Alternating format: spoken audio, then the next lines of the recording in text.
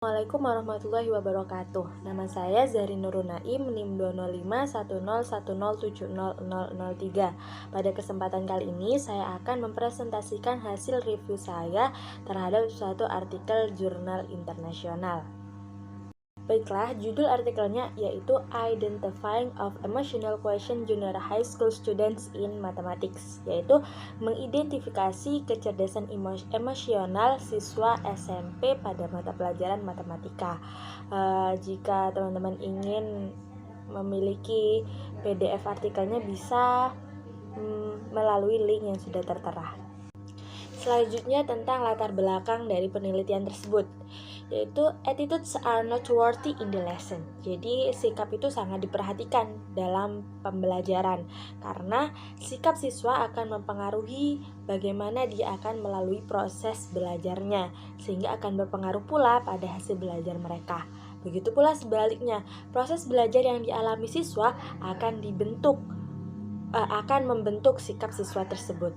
Nah, seperti yang sudah dijelaskan pada artikel tersebut, penulis menjelaskan bahwa khusus pada pendidikan abad 21, dalam kurikulum lembaga pendidikan berorientasi pada penciptaan generasi yang efektif, inovatif, dan kreatif melalui pengintegrasian sikap serta pengetahuan dan keterampilan. Dari sini bisa terlihat bahwa memang sikap itu akan mempengaruhi hasil belajar mereka.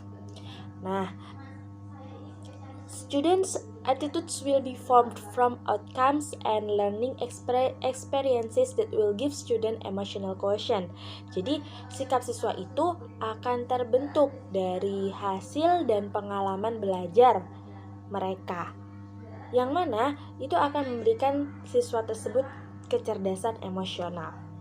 The environment influences emotional intelligence. It is not fixed but can change at any time. Jadi, lingkungan itu berpengaruh pada emotional intelligence atau emotional quotient itu sendiri. Nah, itu nggak paten akan selalu tetap begitu, tetapi bisa berubah anytime. Nah, emotional intelligence has a role not only in school or academic success but also in the progress of work and marriage. Jadi emotional intelligence ini sangat berpengaruh, punya pengaruh bukan hanya pada sekolah atau kesuksesan akademik, tapi juga pada saat mereka dalam kehidupan pekerjaan mereka, juga pada kehidupan berumah tangga. There are different levels of student emotional intelligence and how they know themselves. Tentu saja, seperti yang sudah dijelaskan sebelumnya, kan salah satu yang mempengaruhi emotional intelligence itu environment, sedangkan environment-nya setiap siswa tentu saja berbeda, sehingga intelligence-nya siswa itu juga berbeda pula, levelnya berbeda. According to Kutiarini, EQ has a much more significant role than IQ. Jadi kalau katanya Kutiarini itu emotional quotient itu punya pengaruh yang lebih signifikan daripada intelligent quotient. Nah, sedangkan menurut Goleman, IQ alone is more the only measure of success. Jadi IQ bukan lagi satu-satunya ukuran kesuksesan, tapi ada hal-hal lain yang berpengaruh yang berpengaruh pada kesuksesan seseorang, diantaranya emotional intelligence, social intelligence, and luck, dan juga keberuntungan. Therefore, the purpose of this study is to look at emotional quotient possessed by student.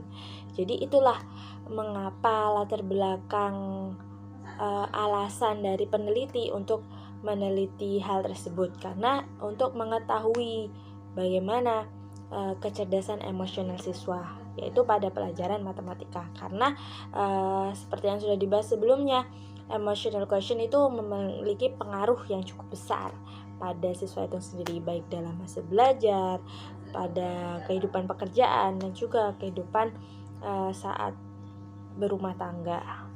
Selanjutnya tentang kajian teori. According to Goleman, student emotional quotient has 5 aspects: recognizing themselves, managing emotion, motivating themselves, recognizing other people's emotion, and building relationship. Nah, inilah yang nanti akan peneliti teliti, tapi tidak kelima aspek tersebut. Pada penelitian kali ini, peneliti hanya meneliti 3 aspek, yaitu recognize emotions, managing emotions, and motivate themselves.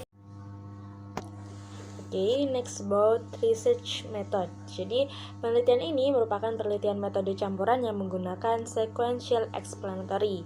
Make research dengan explanatory sequential design adalah penelitian yang mengambil data kuantitatif terlebih dahulu, kemudian dilanjutkan dengan pengumpulan data kualitatif.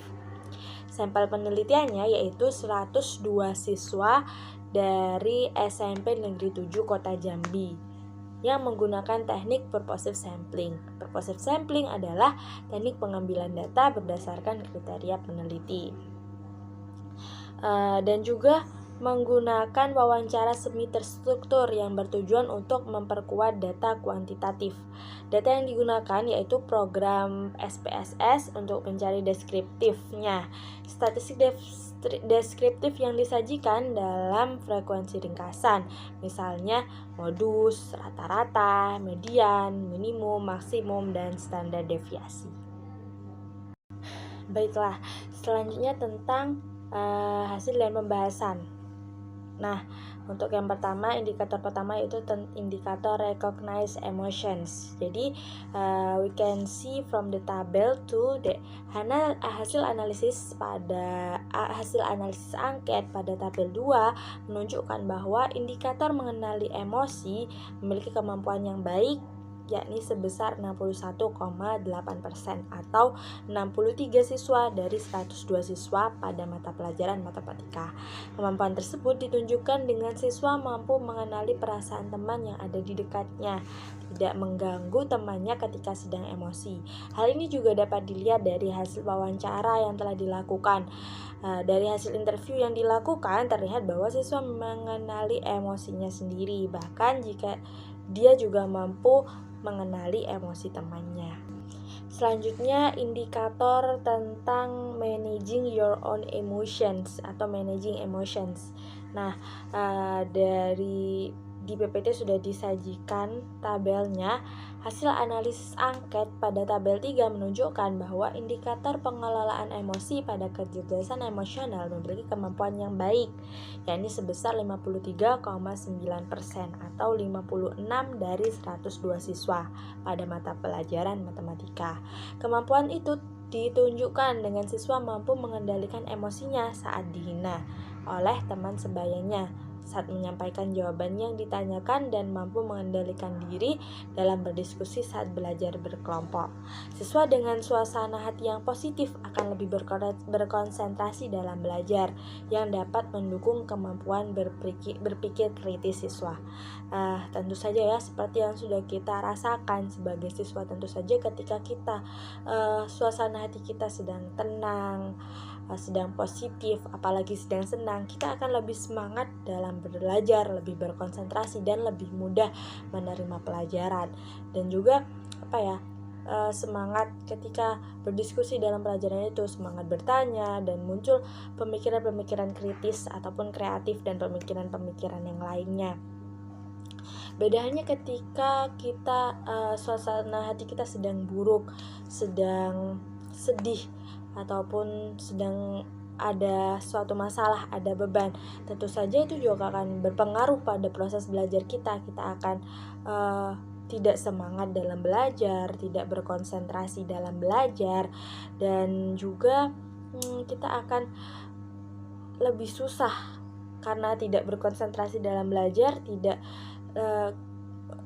serius dalam mendengarkan pelajaran, atau bahkan meskipun kita sudah berusaha serius, pasti akan lebih susah untuk menerima, untuk mencerna, untuk memahami pelajaran yang sedang kita pelajari ketika suasana hati kita sedang tidak baik. Oke, selanjutnya tentang indikator motivate yourself. Baik, seperti yang sudah disajikan pada tabel yang ada di PPT, kita bisa lihat bahwa hasil analisis angket pada tabel 4 menunjukkan bahwa indikator motivasi diri pada emotional quotient memiliki kemampuan yang baik sebesar 60,8% atau 62 dari 102 siswa pada mata pelajaran matematika.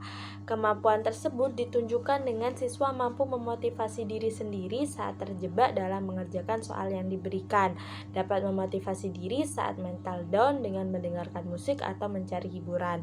Pada tabel 4 terlihat bahwa motivasi yang dimiliki siswa sudah baik.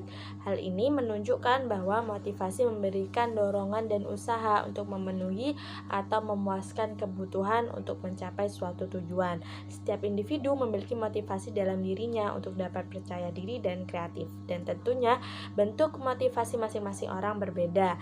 Seperti yang tadi dijelaskan, saat mentalnya down, memotivasi diri dengan mendengarkan musik atau mencari hiburan. Mungkin bagi orang yang lain juga bisa dengan menonton film atau makan, nyemil, atau berdoa, mengaji, dan lain sebagainya. Tentunya masing-masing orang memiliki caranya masing-masing. Okay, I think enough. Thanks for your attention. Mohon maaf atas segala kesalahan dan kekurangan. Semoga bermanfaat.